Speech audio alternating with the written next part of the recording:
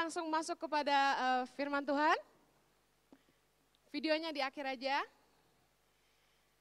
Always good to be home. CLCC buat saya adalah rumah, ya. Saya tidak berjemaat di gereja lain dan always good to be here. It's my home. Am I welcome home? Oke. Pagi hari ini saya juga mau berterima kasih buat Pastor Andi dan Ibu Nining yang selalu mengizinkan saya kembali untuk share firman Tuhan di tempat ini. Pagi ini saya mau bicara tentang make the journey happy, ya. Berapa banyak saudara yang sudah menikah, boleh lambaikan tangan? Oke, rata-rata udah married semua. Yang belum bisa belajar, amin. Yang belum bisa gigit jari, tapi saudara bisa belajar, oke. Make the journey happy. Dalam kehidupan ini kita melewati sebuah perjalanan hidup, dan yang menentukan perjalanan hidup kita ini menyenangkan atau tidak, yang memberikan pengaruh terbesar adalah siapa yang menjalani kehidupan ini bersama dengan kita. Setuju, katakan amin. Ketika saudara traveling ke manapun, saudara mau pergi ke sebuah tempat, yang menentukan perjalanan Anda menyenangkan atau tidak, selain daripada kemana Anda pergi dan apakah saudara punya uang untuk pergi, yang menentukan, paling menentukan kebahagiaan Anda dalam perjalanan itu adalah dengan siapa Anda pergi. Pertanyaan saya gini, kita yang sudah menikah, kita tidak punya pilihan lain selain daripada memastikan perjalanan pernikahan kita itu menyenangkan. Amin. Saya mau minta setiap pasangan di tempat ini memakai kacamata ini untuk saya. Ayo semua pegang kayak pura-pura pakai kacamata. This is for me. Firman ini untuk saya. Pertanyaan saya sederhana. Are you a fun companion? Apakah Anda merupakan teman perjalanan yang menyenangkan?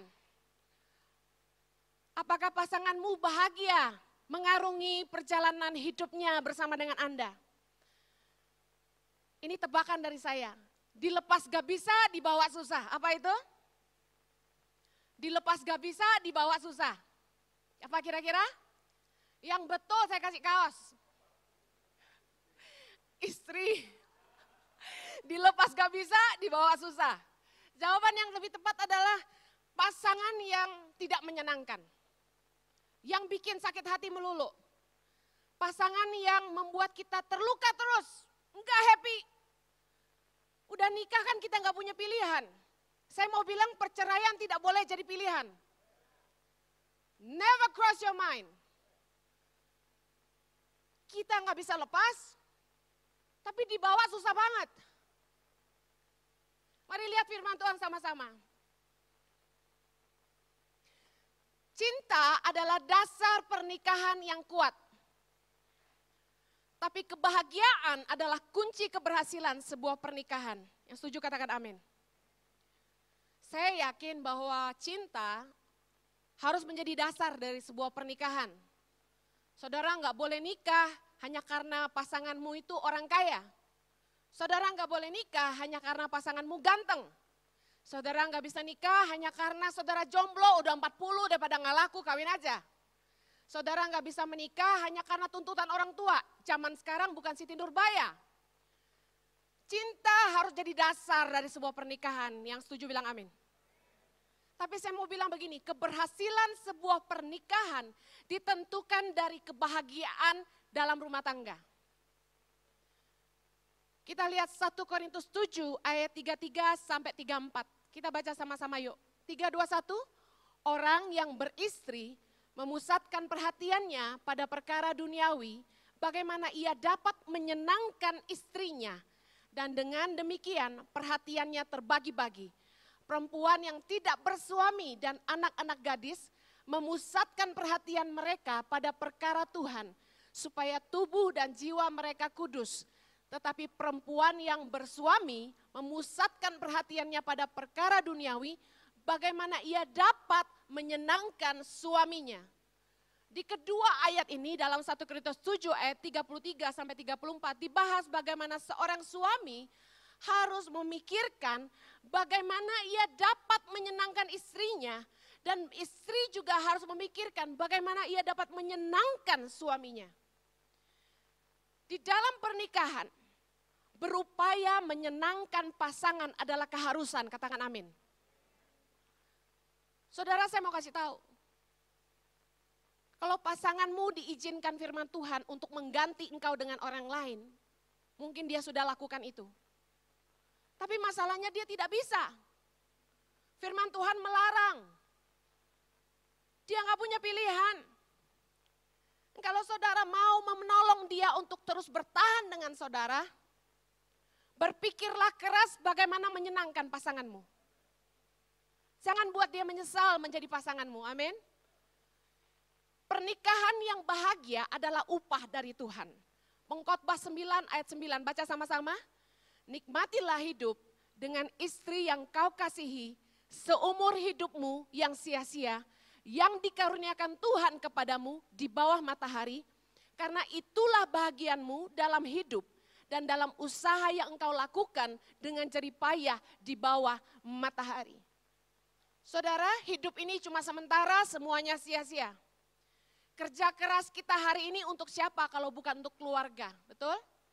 Kita kerja hanya untuk bikin istri dan anak bahagia. Kalau saudara tidak menikmati istrimu, dan kehidupan rumah tanggamu sama sekali tidak merupakan kenikmatan di dunia ini buat saudara, saudara telah kehilangan upah yang seharusnya menjadi bagian saudara dari Tuhan. Jadi kebahagiaan dalam rumah tangga haruslah kita upayakan, katakan upayakan. Karena kebahagiaan adalah hak kita. Kita pantas bahagia, katakan amin.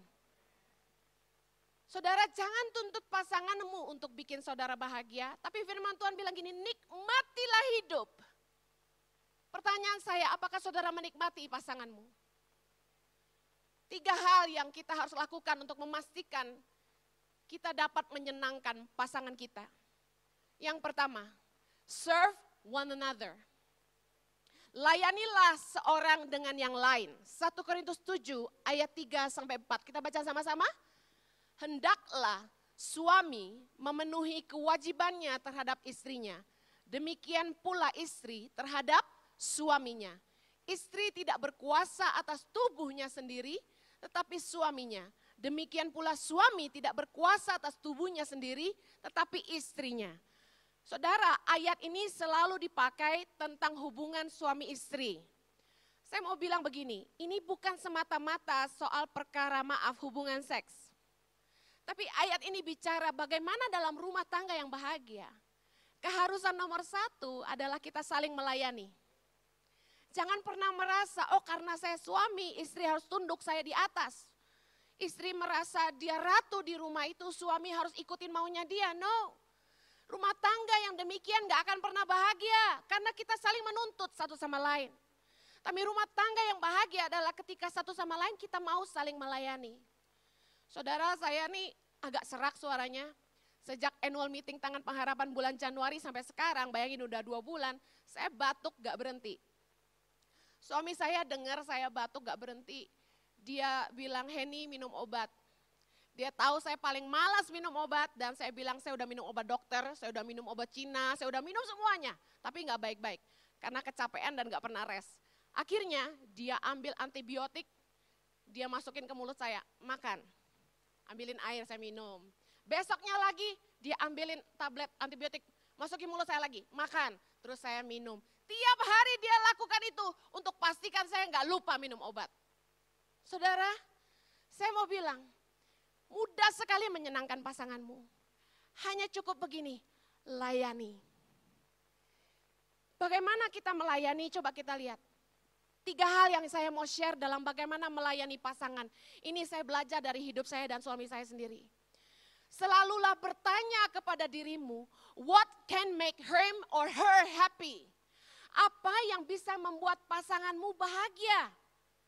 Coba ambil waktu untuk selalu berpikir, apa yang bisa bikin pasangan saya bahagia? Jangan terus-terus bilang begini, saya tidak bahagia sama kamu. Kamu tidak bikin saya bahagia. No, di dalam saling melayani, kita selalu punya pemikiran bagaimana membuat pasangan kita bahagia. ilmu customer service jelas selalu bertanya gini, how can I help you? Apa yang bisa saya bantu? Yang pertama, untuk bikin pasangan kita bahagia, share common hobby. Berbagi hobi yang sama. Kita dengan pasangan kita tentu akan sangat jauh berbeda. Ada pasangan yang punya hobi yang sama seperti, maaf kok Andi dan Cinining sama-sama suka ngopi. Kalau saya sama suami saya, dia nggak suka ngopi, ngeteh pun enggak. Paling banter kalau saya paksa ke Starbucks dia minum hot chocolate. Saudara, hobi nggak hobi ngopi itu beda. Kita kalau hobinya sama tuh nyambung. Nggak ngomong apa-apa, cuma minum terus diem, tatap-tatapan, minum, diem, lihat-lihatan, main handphone, itu udah ngobrol. Karena hobinya sama. Apalagi minumnya sampai 6 cup gitu. Dipastikan itu mesra sekali ya. Kita bisa saling bilang, ini kopi enak banget sih. Enak banget. Itu udah kayak yang I love you, you know that? Udah kayak gitu tau gak? Common hobby. Ada suami yang suka bola. Istrinya gak ngerti bola. Masuk di nomor 2, poin kedua. Kalau saudara gak bisa share common hobby untuk saling melayani. Masuk di nomor 2, learn his or her world. Belajarlah tentang dunia pasanganmu. Mungkin saudara gak suka ngopi. Tapi kalau saudara ngerti bahwa pasanganmu suka ngopi, ajak ke kafe dan temani saja. Saudara bisa pesan air putih toh? Belajar mengenali, menyelami pasanganmu. Yang perempuan, maaf saya mau bilang gini, jangan bodoh-bodoh banget. Kalau laki-laki suka mobil, suka bola, suka tinju, saudara gak suka, pura-pura tahu aja. Dia cerita apapun, asalkan saudara perhatian, jangan kayak tadi tuh main handphone gitu ya. Asalkan saudara perhatian bilang, wow seru ya, siapa yang menang? Keren. Biarpun saudara gak ngerti bola, tapi pasanganmu bisa bilang, iya loh, kamu tahu nggak? Seru banget ceritanya. Padahal dalam hati kita, bolanya kemana ya? Saya kalau diajak nonton bola tuh saya senang kalau itu pertandingannya Indonesia lawan siapa gitu loh. Saya ikutin tuh bola. Tapi kalau udah pertandingan Barcelona lawan apa, saya bingung. Tuh bola kemana ya? Yang lawan yang mana gitu. Saudara, kita harus berusaha mengimbangi pasangan kita. Melayani apa yang dia suka. Begini loh, saya dulu punya coffee shop di Australia. Di Altimo di Sydney. Saya punya banyak customer yang saya hafal sukanya apa. Dan kalau kita ingin melayani yang terbaik ke customer kita berusaha menghafal apa yang dia suka. Saya punya satu customer namanya Wayne. Wayne itu begitu nongolin kepalanya di pintu kafe, terus dia keluar karena mau merokok. Saya begitu lihat kepalanya, saya langsung tahu. Flat white, no sugar, and crunchy roll. That's it, saya langsung bikinin. Wayne, it's done. Dia masuk, thank you, dia bayar, dia langsung keluar. Dia happy dan selalu kembali. Saudara, kalau saudara mau pasanganmu bahagia, meskipun dia tidak banyak bicara, saudara mesti belajar apa yang membuat dia happy. Amen. Kalau pasanganmu suka berenang, sedangkan saudara nggak bisa berenang, saya mau kasih tahu, belajar gaya batu aja. Belajar ngambang. Apa kek? Kalau pasanganmu sukanya shopping dan saudara, aduh pria paling gak suka nemenin istrinya keluar masuk toko, betul? Ada jurusnya, keras sekali aminnya. Cari kursi terdekat. Dan bilang gini, kamu tahu aku duduk di mana? Silakan putar-putar. Iya dong, saudara bisa ngopi dan tunggu di situ. Udah temenin aja. Asal pesan gini, jangan gesek kebanyakan ya gitu. Saudara mau bikin pasanganmu bahagia, poin yang ketiga. Mengerti bahasa kasih pasanganmu. Tiap orang itu bahasa kasihnya beda. Ada orang yang suka digombalin. Bahasa kasihnya itu kata-kata cinta. Suka banget dikibulin ya. Dibilang gini, wow, you look so beautiful today. Dia tuh langsung yang kelepek gitu. Ya, dibilang gini, kamu baru gunting rambut ya? Itu ya, kalau orang yang bahasa cintanya kata-kata cinta, nggak pernah dipuji itu dia menderita.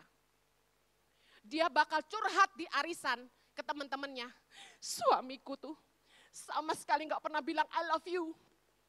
Zaman dulu, waktu masih pacaran, bilangnya aku cantik melulu.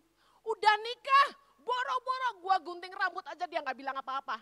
Curhatnya kayak gitu, karena dia haus pujian. Kalau saudara tahu bahwa pasanganmu haus pujian, jangan bilang gini, gua bukan pria gombal. Nggak bisa saudara. Kalau saudara mau menyenangkan pasanganmu, saudara harus belajar gombal sedikit. Beneran. Pengen nyenangin pasangan nggak?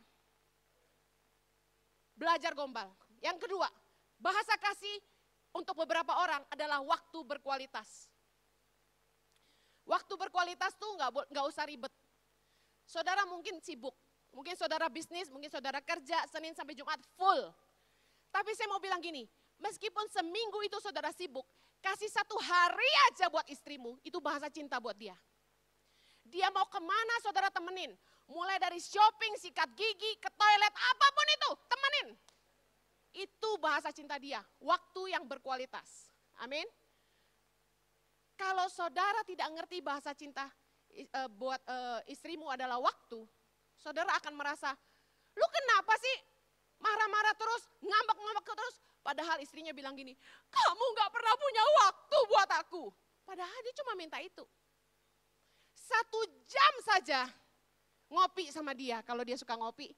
1 jam saja makan sama dia, lihat mukanya, dia udah happy banget. Bukan seberapa banyak waktu yang saudara bisa berikan, tapi waktu yang berkualitas dengan dia. Bahasa cinta yang berikutnya itu sentuhan. Ada orang tuh yang touchy banget. Bentar-bentar peluk, bentar-bentar peluk, bentar-bentar peluk kayak Ko Andi ya. Nah, ada orang yang apaan sih peluk-peluk terus, apaan sih gitu kan. Tapi gini loh, kalau engkau tahu pasanganmu tuh bahasa kasihnya itu disentuh, berarti sentuh-sentuhlah. Gitu kan? Kadang-kadang kita tuh cuma gini, kita sebenarnya nggak kayak gitu, tapi kita tahu itu membuat pasangan kita bahagia. Contohnya saya tuh dulu senang banget punggungnya tuh digosok-gosok gini, ya. Buat saya tuh nyaman, bikin comfort. Nah suami saya bukan yang tipe gitu-gitu, maunya dia malah yang diginiin gitu loh. Nah bahasa cinta tiap orang tuh beda, kita harus komunikasikan. Dan bilang aja, say, gosok-gosok dong. Ngomong aja jangan gengsi. Ya, dan sebagai pasangan yang ingin membahagiakan, udah dulu waktu masih pacaran, engkau pengen banget pegang segala-galanya, ya kan? Kenapa udah married tuh kayak pegang tangan aja udah males. Heran saya. Bahagiakanlah pasanganmu dengan sentuhan-sentuhanmu yang ajaib itu. Bahasa kasih yang keempat, hadiah. Ada orang tuh gini, ada cewek tuh ya, yang senang banget dikasih kado. Senang tuh kayak yang tadi di film itu. Tara, kado. Saya mau bilang, untuk orang-orang yang overdosis suka dikasih kado. Udah beli yang murah-murah, duku, jeruk, ya kan. Beliin aja yang lagi sel apa gitu kan. Kalau dia cuma suka hadiah, saudara beliin kacang atom aja dia bahagia. Yang kelima, bahasa kasih melayani. Bahasa kasih kita, saya adalah melayani. Jadi saya senang kalau orang-orang yang saya kasih datang tuh, saya sibuk ngelayanin, saya kasihkan ini, saya belikan itu, saya layani. Nah, kalau memang bahasa kasih pasanganmu adalah dilayani, cobalah beri diri untuk melayani lebih lagi. Gampang kok nyenengin pasangan, hanya cukup tahu tombol yang tepat untuk dipencet. Amin. Berpikirlah bagaimana membuat pasanganmu bahagia. Ego yang menuntut kita dicintai dan diterima apa adanya, kadang-kadang jadi alasan untuk kita tidak melayani pasangan. Contohnya gini, kita punya istri yang romantis, sukanya dikasih bunga waktu Valentine. Tapi karena Anda berpegang pada prinsip, lu harus cinta gua apa adanya, gua bukan tipe cowok romantis, jangan minta-minta bunga. Terus saudara rayu istrimu dengan begini, udahlah, daripada bunga 300.000, mendingan kita makan yuk. Kita pakai baju pink, terus kita foto, cekrek, happy Valentine gitu kan. Sementara di sosmed, Semua orang majangin foto-foto roses yang dikasih pacarnya masing-masing. Sakit hati nggak istrimu coba? Perempuan yang suka bunga hanya karena suaminya bilang gini, gua bukan tipe romantis, terima gua apa adanya, lu mau cari yang lain. Saudara kalau dia bisa cari, dia cari. Masalahnya kan nggak boleh. Enak aja ngomong. Saudara, kalau saudara terlalu pelit untuk belikan bunga yang saudara anggap lebih penting makan daripada bunganya, udah beli yang murah aja sebatang kek. Saya lihat tuh teman-teman saya dibeliin roses sama suaminya yang sampai segede gini nih. Yang belum kawin ngasihnya lebih gede, yang udah kawin ngasihnya lebih kecil. Saya cuma dikasih 4 batang, tapi saya hargai betul. Kenapa? Karena saya tahu pasangan saya bukan romantis. Jojo tuh jauh dari romantis. Dia romansa. Jadi kalau Jojo tuh sampai bisa beliin saya bunga, itu tuh buat saya udah hebat sekali. Dan saya juga bukan perempuan yang terlalu senang bunga banget gitu. Tapi saya hargai bagaimana upaya suami saya mengambil hati saya. Of course kalau hati kita dimenangkan, jangankan jantung, apapun kita kasih. Amin. Alasan sudah punya anak selalu dipakai sama perempuan-perempuan untuk tidak jaga body lagi. Kita tahu bahwa pasangan kita, laki-laki tuh nggak ada yang nggak suka punya istri seksi. Ya bapak-bapak, tuh pura-pura nih.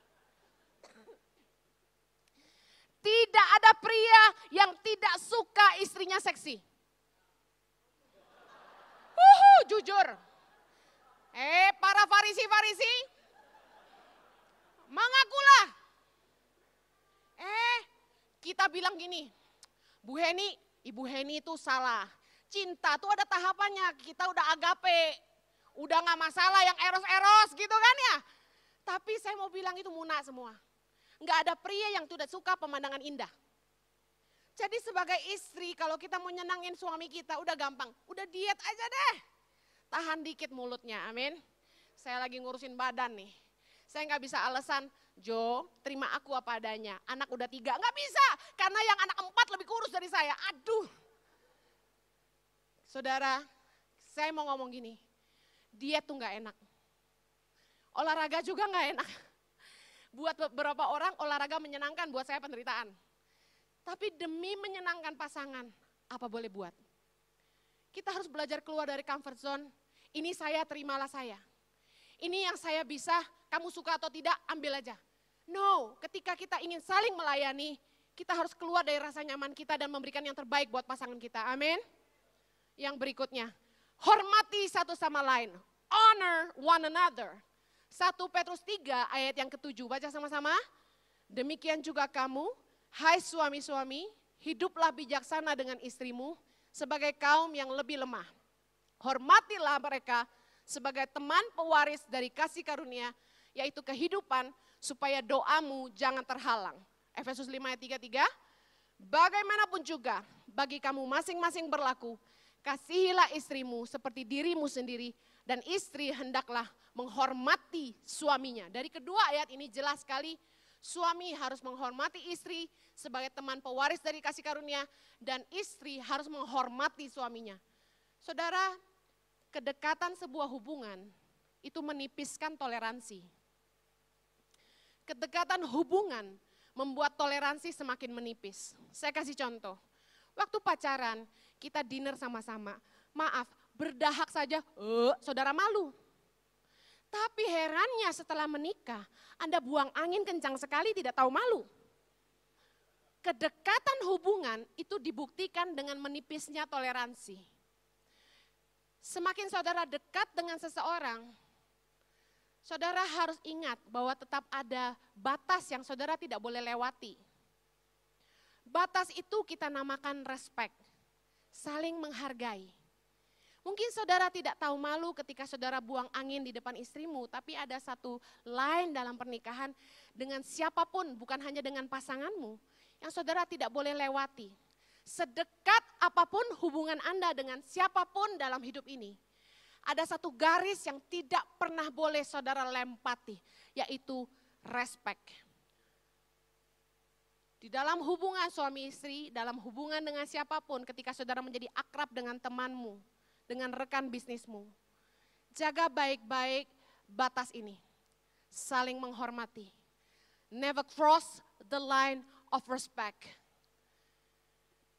Kedekatan hubungan itu memang menipiskan toleransi, sehingga kita terjebak menyakiti orang yang terdekat dengan kita yang harusnya kita sayangi. Karena kita udah gak sungkan sama istri kita ngomong seenaknya. Saudara, jaga hubungan Anda dengan pasangan dalam satu batas, saling menghargai. Katakan saling menghargai. Apa yang menjadi ukuran? Sapaan.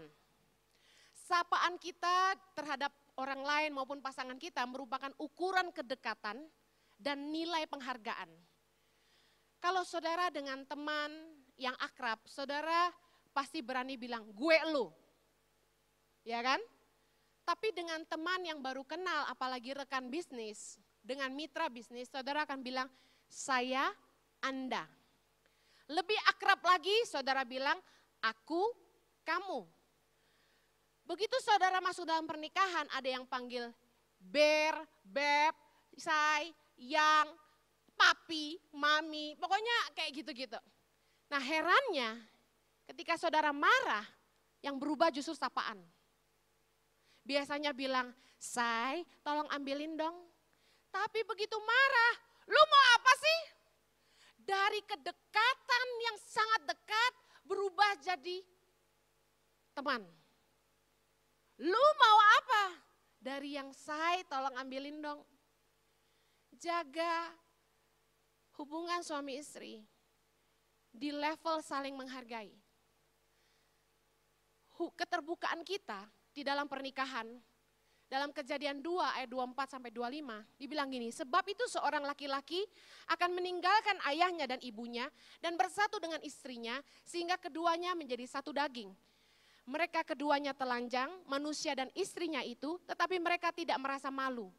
Ayat ini bicara soal ketika kita menikah, ada sebuah keterbukaan. Tidak ada lagi yang kita tutup-tutupi. Saya mau kasih tahu keterbukaan itu bagus. Kenapa? Karena di dalam pernikahan kita belajar jadi diri sendiri, kita belajar bicara apa adanya, tetapi keterbukaan itu merupakan celah untuk saling menyakiti. Di dalam hubungan suami istri, kalau saudara ngerti batas saling menghargai, meskipun saudara bisa meluncurkan serangan kepada pasanganmu secara terbuka, saudara tidak lakukan itu karena saudara menghargai pasangan saudara. Keterbukaan tuh seringkali membuat kita saling melukai. Orang yang terdekat sama kita di rumah yang paling ngerti aslinya kita, betul? Di mimbar ini saudara nggak bisa nilai saya aslinya seperti apa. Tapi di rumah tangga saya, Jojo dan para pembantu rumah tangga mereka tahu, anak-anak saya tahu saya seperti apa.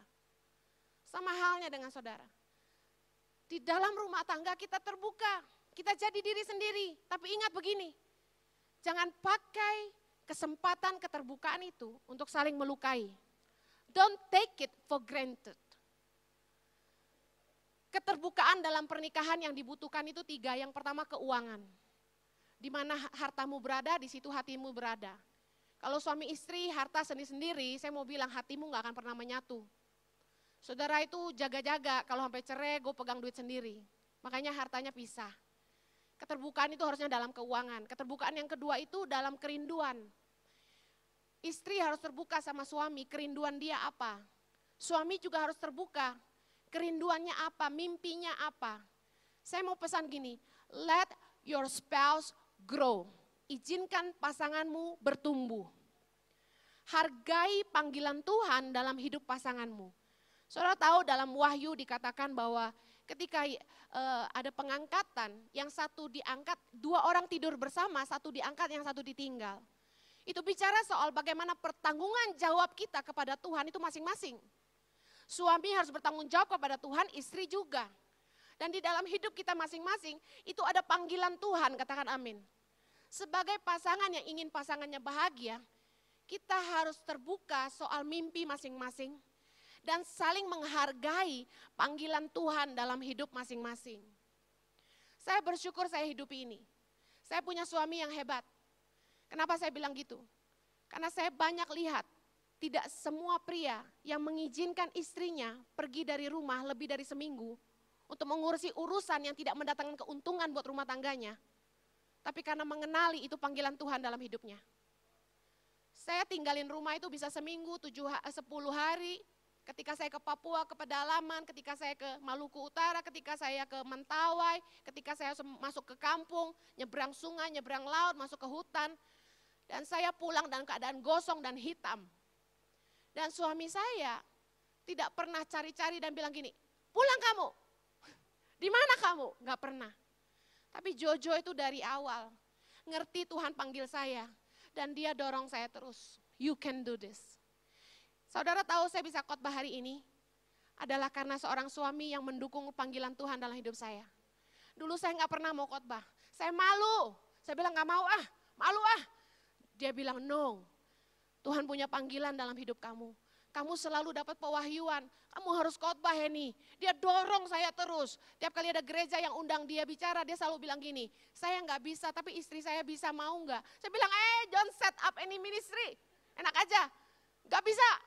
Tapi karena dia tahu saya selalu dapat pewahyuan, dia bilang gini, kamu bisa Hen. Dia dorong saya terus. Saudara, ada suami tuh yang istrinya dituntut jadi ibu rumah tangga, harus ngurus anak, harus masak, gak boleh kemana-mana, ke salon aja gitu kan. Kalau suami saya, istrinya mau gosong, mau jerawatan, mau pergi ke hutan, naik gunung, asalkan saya bahagia, dia senang. Gak semua suami bisa begitu. Tangan Pengharapan hari ini ada di seluruh Indonesia, menjangkau hampir 5.000 anak di 50 titik hari ini. Itu karena ada seorang suami yang punya hati cukup besar untuk mengenali panggilan Tuhan dalam hidup istrinya. Jojo punya hati yang begitu besar untuk bisa melepaskan saya tidak jadi ibu rumah tangga. Saya gak becus masak, kalau masak dia sengsara. Dan dia tahu persis, Henny ini tidak diciptakan Tuhan jadi ibu rumah tangga. Saya kalau disuruh ngurusin anak, saya nungguin anak saya main, dia lari ke sana, dia lari ke situ, dia lari ke sana. Saya stres, aduh saya gak bisa main. Suami saya ngerti, Tuhan punya rencana lain dalam hidup seorang Henny Kristianus. Dan dengar baik, pasanganmu akan lebih bahagia kalau engkau mengizinkan dia berbuah. Dia akan tertekan ketika saudara paksa dia, no, kamu gak boleh kemana-mana. Jangan ikut-ikutan Ibu Henny, itu edan gitu. Saudara, gak semua wanita dipanggil seperti saya. Tapi paling tidak kenali panggilan Tuhan dalam hidup pasanganmu. Istri-istri dengar, kalau suamimu dipanggil Tuhan melayani, jangan ketakutan kehilangan harta. Suami saya kasih saya uang lebih banyak waktu dia bisnis. Tapi ketika dia mengerjakan panggilan Tuhan dalam hidupnya, kami tidak pernah kekurangan. Dan bahkan kami mengecap banyak kasih karunia Tuhan. Terbuka yang terakhir dalam pemikiran. Jadi teman bertukar pikiran yang menyenangkan. Bayangin gini, kita tidur sama-sama, bangun tidur melek dia lagi. Tiap hari lihat dia. Kalau gak bisa diajak ngobrol, stres saudara. Saudara di mobil nyetir gitu ya, menuju sebuah tempat 8 jam nyetir. Bayangin kalau istrimu molor melulu. Tidur melulu, diajak ngomong gak nyambung, diajak ngomong gak nyambung, ditukarin pikiran, kamu sih begitu, diomel-omelin. Gak asik saudara. Make your journey happy. Jadilah teman ngobrol yang asik. Amen. Yang terakhir, avoid hurting each other. Berupayalah untuk tidak saling menyakiti. Kalau saudara mau punya pernikahan yang happy, berusahalah tidak saling menyakiti. Efesus 5 ayat 28. Demikian juga suami harus mengasihi istrinya sama seperti tubuhnya sendiri. Siapa yang mengasihi istrinya, mengasihi dirinya sendiri. Kolose 3 ayat 18-19. Hai istri-istri, tunduklah kepada suamimu, bukan tanduk ya. Sebagaimana seharusnya di dalam Tuhan. Hai suami-suami, kasihilah istrimu dan janganlah berlaku kasar terhadap dia. Yang terjadi dalam rumah tangga, istri cerewetnya minta ampun, suami kasarnya minta ampun. Pernikahan yang seperti ini, jangankan bahagia, rasanya tinggal nunggu dia mati aja. Benar nggak? Kita kalau nggak punya pilihan untuk bercerai, yang kita harapin apa? Dalam hati kecil kita mengharapkan pasangan kita diganti. Sama aja kita ngarapin dia mati. Berhentilah saling menyakiti. Belajar ini. What will make him or her upset? Belajar apa yang kira-kira bikin dia marah. Apa yang bakal bikin dia sakit hati. Hal-hal apa yang pasti membuat dia sedih. Belajar. Berusahalah untuk tidak membuat pasanganmu sedih. A happy wife, happy life. Istri yang gembira membuat hidup juga gembira. Menyakiti pasanganmu sama dengan menyakiti dirimu sendiri. Karena kita bukan lagi dua, melainkan satu. Kalau suami disuruh Tuhan mengasihi istrinya seperti tubuhnya sendiri, kita nggak mungkin nyiksa badan kita sendiri. Amin. Kita kalau menyakiti pasangan kita, sama dengan menyakiti diri kita sendiri. Mungkin istrimu pendiam, mungkin suamimu pendiam. Omongan kasarmu dia telan aja. Bentakan-bentakanmu dia telan saja. Tapi saya mau kasih tahu, itu tinggal tunggu bom waktu.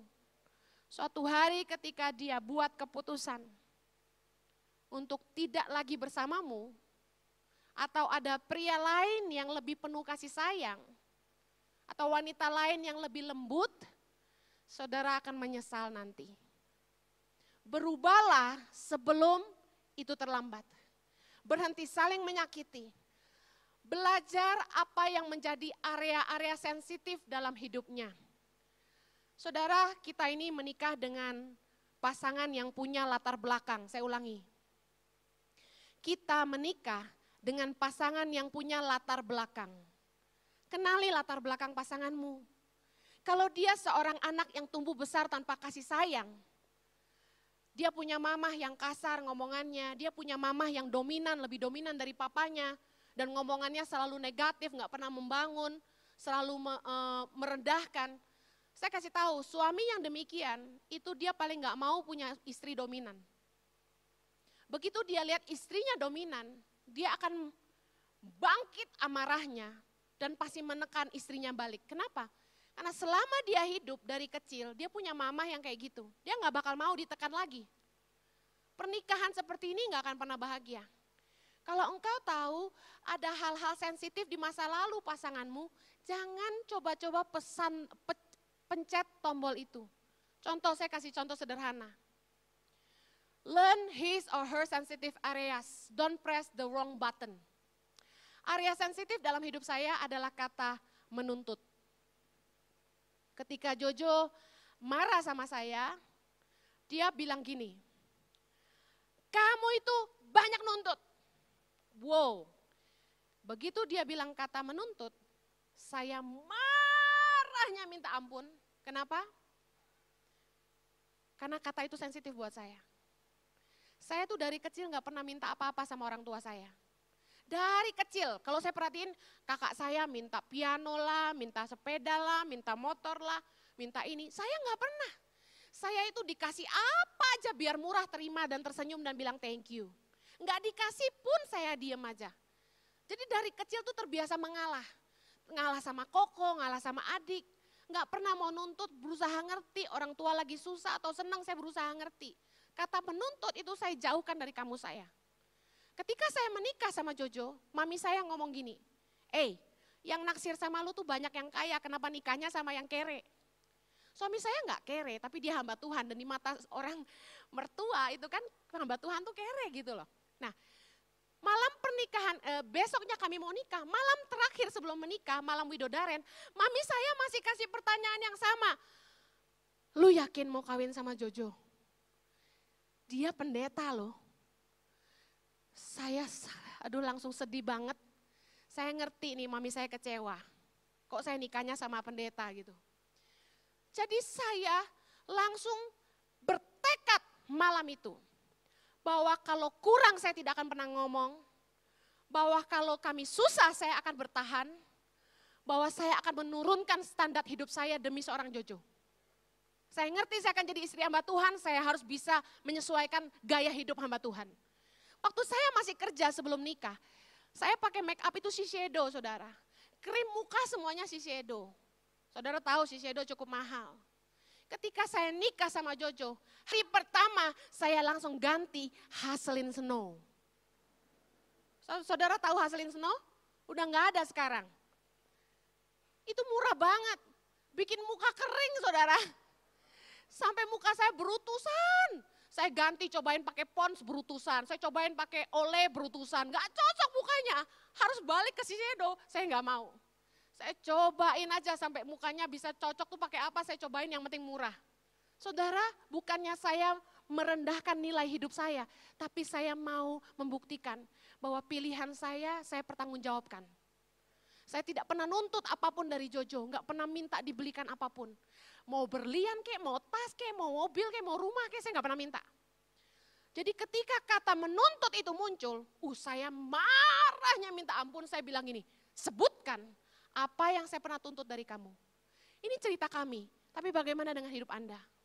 Setiap kita punya area sensitif yang gak boleh pasangan kita pencet, itu yang bikin kita marah.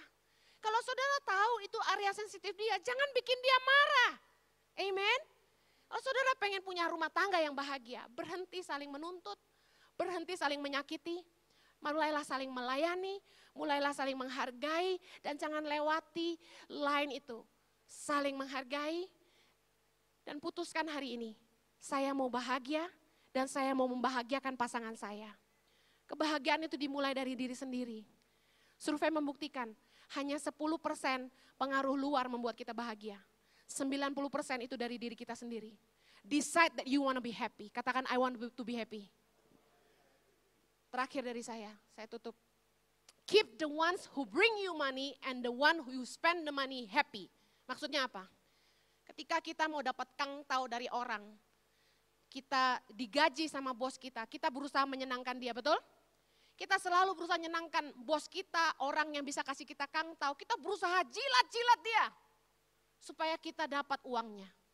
Tapi kita lupa, siapa yang akan menghabiskan uang yang kita dapat? Who we spend the money with? Kalau kita bisa menyenangkan orang yang kasih kita uang, tapi tidak bisa menyenangkan pasangan yang akan kita pakai uang itu sama-sama, saya mau kasih tahu itu bocor dalam hidup saudara. Saudara dapat, saudara buang. Pasanganmu foya-foya, karena dia sakit hati sama saudara. Jangan heran lihat istri yang foya-foya gak karu-karuan karena sakit hati sama suaminya. Suaminya gak pernah punya waktu, bisnis melulu. Suaminya gak pernah perhatian, gak pernah muji dia habisin aja uang suaminya.